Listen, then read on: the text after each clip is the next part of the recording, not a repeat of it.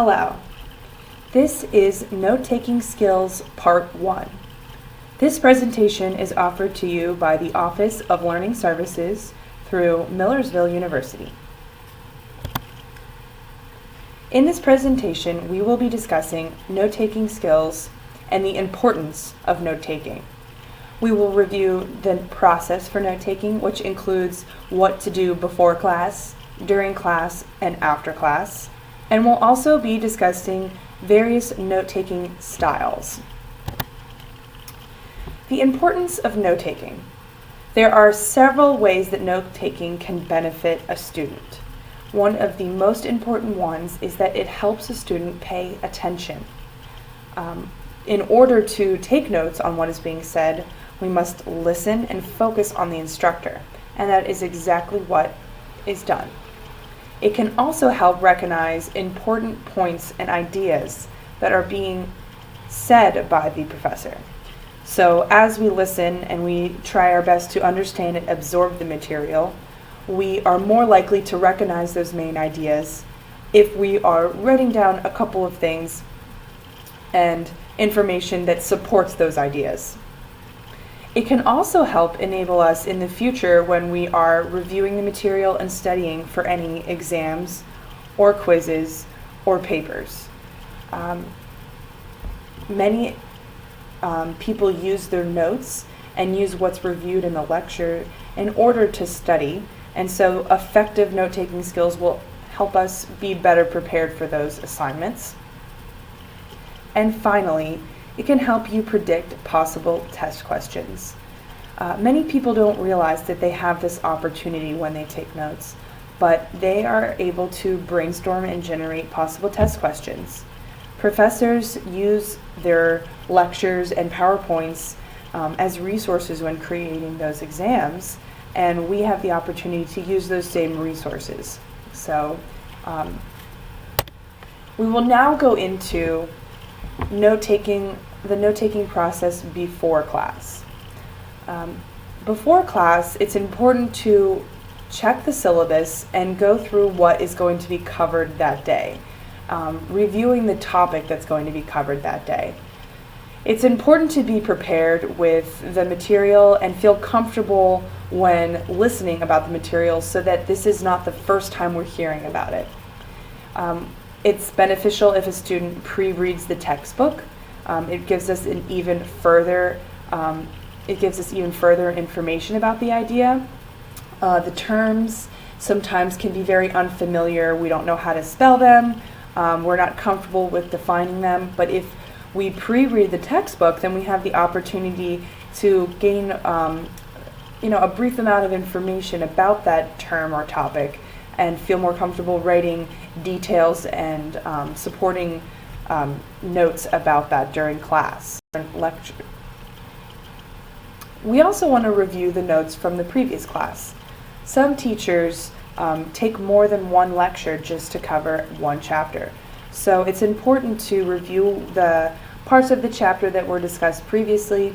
It's also helpful to review the previous chapters because much of the information will connect to each other and support each other.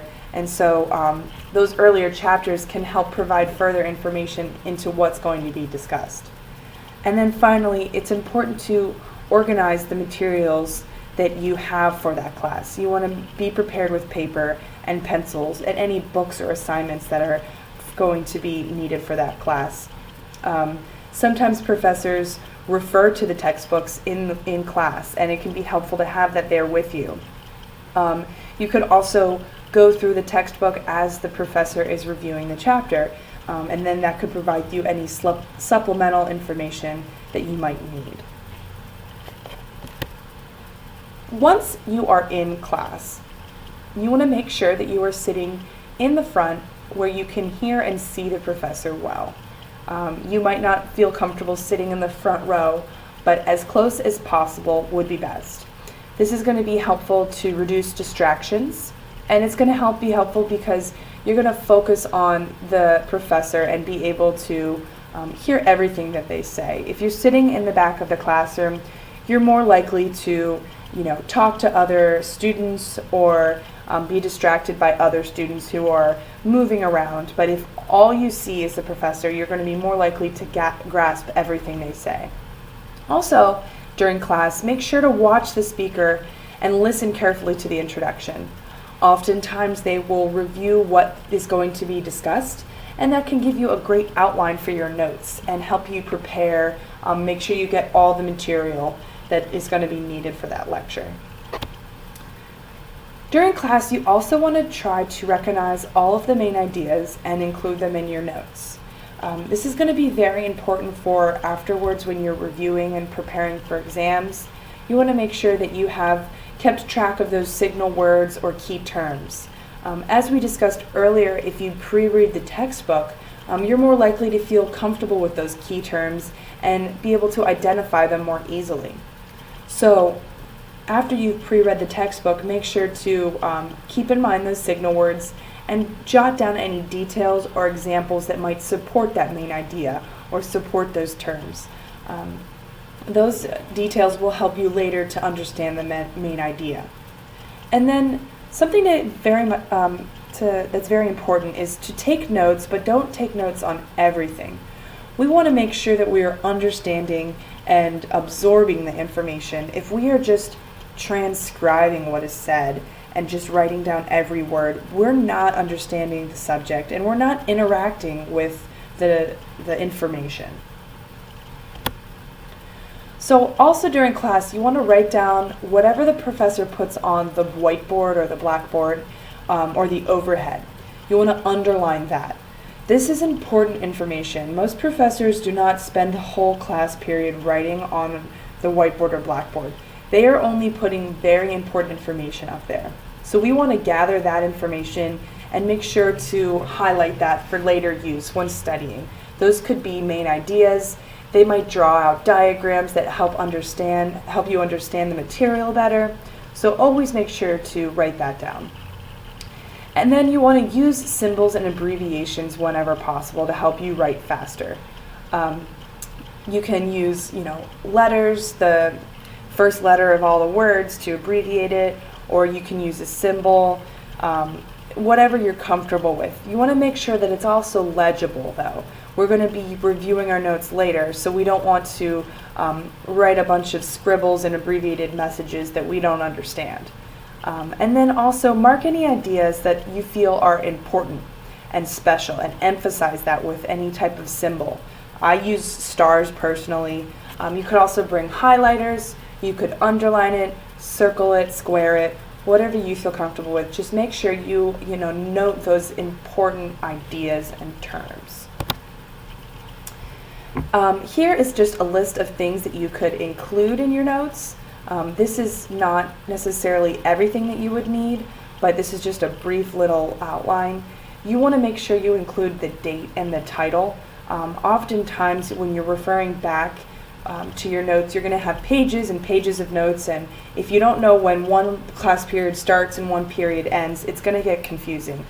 The date can also help you to keep track of where you left off for the previous class period. It can help you know when to stop studying. If a professor said we'll cover all lectures up to March 18th, then you know that you don't have to study after March 18th, that material.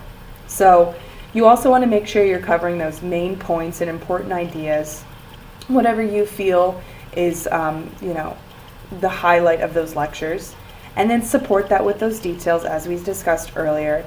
That's going to help you grasp the concept even more. Include those technical terms, those key words that you feel are important, and make sure to have definitions for them or make notes for yourself to look them up later. And then of course the subtopics. So after class, you want to make sure that you review your notes, as I said. Make sure your notes are legible. If they're not, you might need to edit them. You might want to rewrite them, make them more organized, make sure the subtopics are more clearly defined, or you might want to type them up. You can create your own study guide, or you can write them in your own words. So try and take what the professor said and use them in your own words. And that way you'll know that you understand that information. And then finally, you want to be able to predict possible exam questions. This could be something you generate right after class. So as soon as you're done jotting down all those notes at the bottom, after considering all those main ideas, try and predict possible exam questions.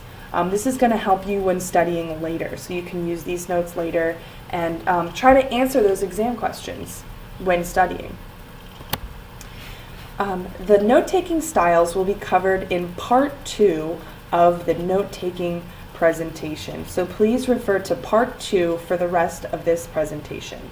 Thank you.